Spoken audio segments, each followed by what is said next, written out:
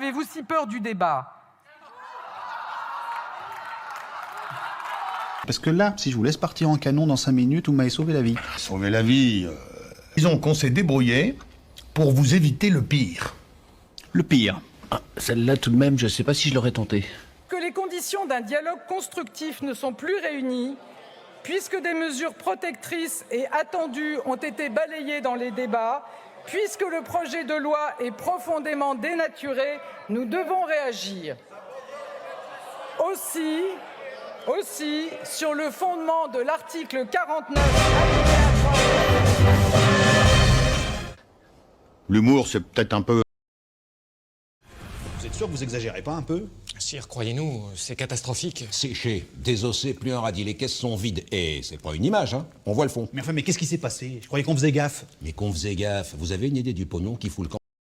On l'a appris hier, Caroline Cayeux a quitté le gouvernement, précisément son poste de ministre délégué aux collectivités territoriales. Au total, une réduction d'environ la moitié de la valeur globale de ces deux biens.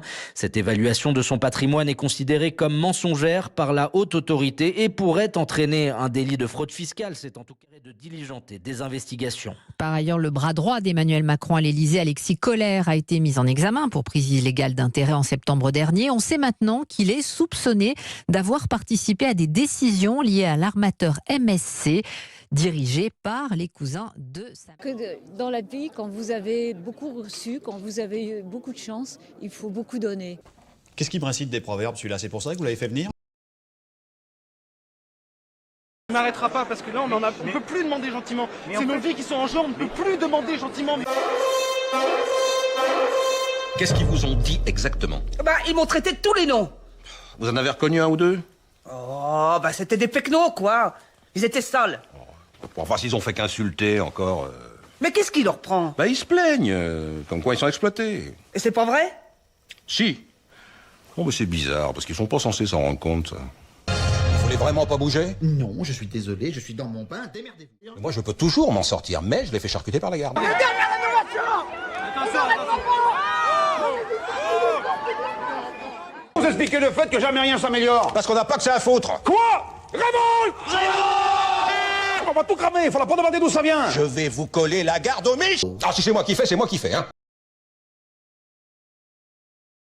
Le président de groupe, là aussi, descendait de la tribune. Le garde des Sceaux a fait un bras d'honneur. C'est quelque chose d'assez inqualifiable. Par contre, il va y avoir un problème. Quoi donc? Je crois qu'ils sont assez raides sur tout ce qui est politesse, voyez. Oui, et alors? Faut compter les envoyer chier? Nos collègues ont été extrêmement surpris. C'est la coutume. Je ne suis sans doute pas l'arbitre des élégances, mais je voudrais vous rappeler une toute petite chose. Maintenant, il n'y a pas un bras d'honneur, il y en a deux. Votre ministre se moque de nous. C'est vraiment pas la peine d'essayer de trouver une solution. Quoi vous parlez exactement? Vous avez fait 2 bras d'honneur, monsieur le ministre. J'ai dit... Et c'est même pas mon ministre en plus. C'est qui alors? C'est personne, un connard. J'ai dit madame, bras d'honneur... Non, c'est moi qui parle.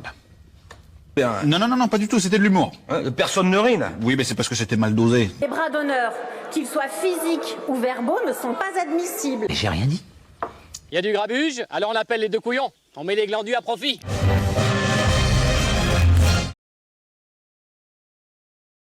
Six mois que vous tournez autour du pot et que découvre-t-on? Que Madame la ministre Firmin Bodo est actionnaire de Total Energy, ainsi que Monsieur le ministre Ndiaye, ainsi que les députés Pont, le député Fievé, la députée Melchior, la députée Christol. Et j'arrête là, 2 minutes ne suffiraient pas. C'est vrai qu'on vous voit pas tellement souvent. Quand il n'y a pas de problème, je ne vois aucune raison de venir vous déranger. Enfin là, cette histoire d'impôt, ça m'a mis dans un état. Alors dès que je l'ai su, j'ai fait atteler la carriole et fouette cocher. Qu'est-ce que vous appelez cette histoire d'impôt? Comme quoi il faudrait que je paye les taxes de je sais plus quoi. Qui, ici, a des investissements dans des plans d'épargne retraite? Qui investit dans des fonds de pension, à part Madame la ministre Oudéa Castéra? 2 millions d'actions dans les assurances et les régimes bancaires, ainsi que le crédit. La seule gagnante de la réforme, c'est elle. S'il faut payer, je paye. Il n'y a pas de problème. Il n'y a pas de problème alors. Vous payez. Ah oui, mais alors là, je vois pas pourquoi aujourd'hui ça change comme ça d'un seul coup et ça me tombe dessus comme une merde sur une planche. Sur le comportement de ceux qui ont tout fait pour bloquer le débat, qui ont refusé d'échanger idée contre idée, programme contre programme, et se sont contentés de multiplier multiplié les insultes, les excès et les attaques. Enfin, je comprends pas, je croyais que j'étais hyper populaire. Je sais pas quoi vous dire, moi. J'ai peut-être mal compris. Sous prétexte de nourrir le bourgeois, on travaille 20 heures par jour. On passe notre vie à se geler les meules. Les pieds dans la bouse du matin au soir. À force de trimballer des machins, on se retrouve à 25 ans, déjà à moitié déglingué. On y gagne quoi? Vous la crachez, votre pastille, qu'est-ce que vous pouvez faire? Attention, c'est spécial, hein. Vous me demandez mon âge, je vous réponds. Eh ben, mon petit vieux, si je puis dire, vous irez vous gratter. On vous offrira une paire de sandales et ça ira bien. C'est pas juste. Si vous voulez, je vous donne votre âge en nombre de charrettes de bouse. Ça vous va? Aussi, sur le fondement de l'article 49, alinéa 3 de la Constitution... Bon, ben, révolte.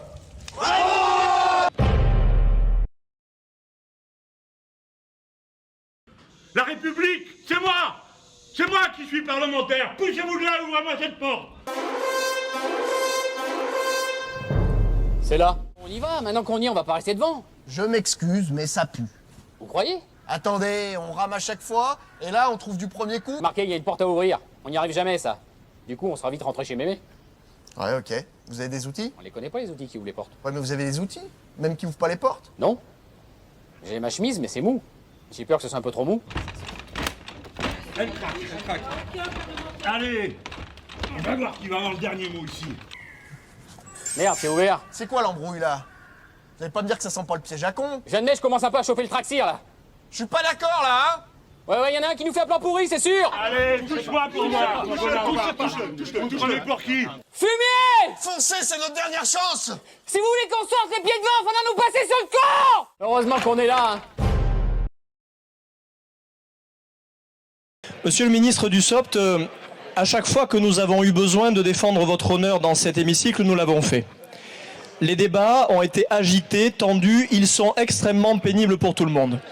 Mais je vous invite, monsieur le ministre, à ne pas sortir les mots croisés comme vous venez de le faire.